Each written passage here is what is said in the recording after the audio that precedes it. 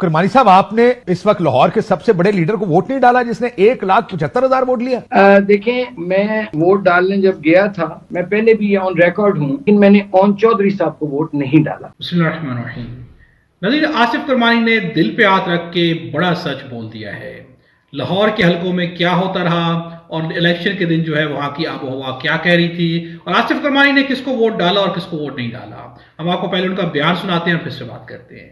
کرمانی صاحب، آپ نے اس وقت لاہور کے سب سے بڑے لیڈر کو ووٹ نہیں ڈالا جس نے 1,75,000 ووٹ لیا؟ دیکھیں، میں ووٹ ڈالنے جب گیا تھا، میں پہلے بھی آن ریکارڈ ہوں، لیکن میں نے اون چودھری صاحب کو ووٹ نہیں ڈالا۔ مطلب جن لوگوں کو میں الیکشن ڈے والے دن ملا، تو وہاں جو مجھے ٹرینڈ نظر آیا تھا، جب رزلٹ آیا تو مجھے حیرت ہوئی۔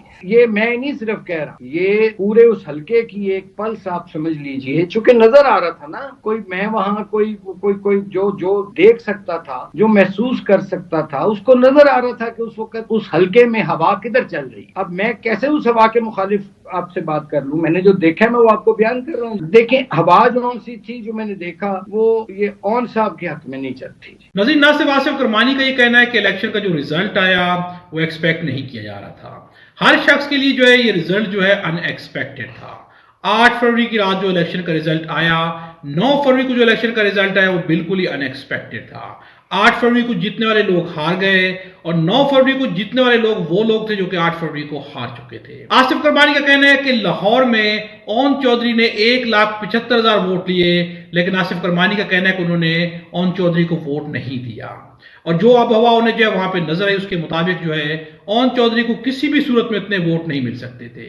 یہی آب و ہوا جو ہے پاکستان کے تقریباً ہر حلقے میں نظر آئی ہے۔ پاکستان تحریک انصاف کی آب و ہوا تھی، پاکستان تحریک انصاف کے لیے قوم باہر نکلی اور قوم نے جو ہے وہ بہت ہی مصمم جو ہے تہیہ کر لیا تھا، ارادہ کر لیا تھا کہ اس دفعہ جو اپنے ووٹ کی طاقت کا استعمال کیا جائے گا۔ ایک ایک ووٹ جو ہے وہ کاؤنٹ ہوا ہے۔ اس سے پہلے عوام سمجھ رہی تھی کہ ووٹ کی کوئی حیثیت نہیں ہے، لیکن جب ان کو کہا گیا کہ ووٹ ضرور دیں، اپنے حق کا استعمال ضرور کریں، حق کا جب استعمال کیا گیا تو اس سے کیا ہوا؟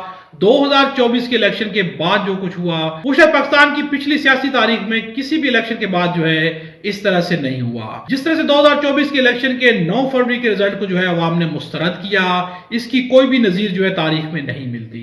عوام جب جاگ جائے تو پھر سب کچھ بدل کے رکھ دیتی ہے۔ عوام کے ووٹ کی، عوام کے مینڈیٹ کی طاقت، کم از کم اسے مانا جائے یا نہ مانا جائے، لیکن کم از کم طاقتور لوگوں کو یہ معلوم ضرور ہو جاتا ہے کہ عوام کس کے ساتھ کھڑی ہے یا عوام کیا چاہتی ہے۔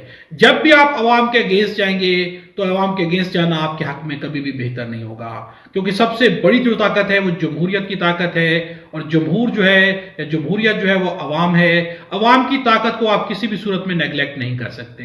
2024 کے الیکشن میں عوامی مینڈیٹ کو نیگلیکٹ کرنے والوں کو یہ بات روز روشن کی طرح واضح ہو گئی ہے کہ یہ نیگلیکٹ کر دینے کے بعد بھی، اقتدار کے اوپر جو ہے من پسند لوگوں کو بٹھا دینے کے باوجود بھی جو ہے عوام جو ہے ان کو ماننے کو تیار نہیں ہے، اور اس حکومت کا کوئی بھی رزلٹ نہیں نکلے گا۔ اور یہ صرف جو عوامی رائے نہیں ہے، بلکہ انتہائی تجربہ کار لوگ، انتہائی جو ہے سینئر پولیٹیشنز کا یہ کہنا ہے کہ یہ اقتدار کسی صورت میں نہیں چل سکتا، کیونکہ جب عوام اس اقتدار کو ماننے کو تیار نہیں ہے تو اقتدار جو ہے کس طرح سے چل پائے گا۔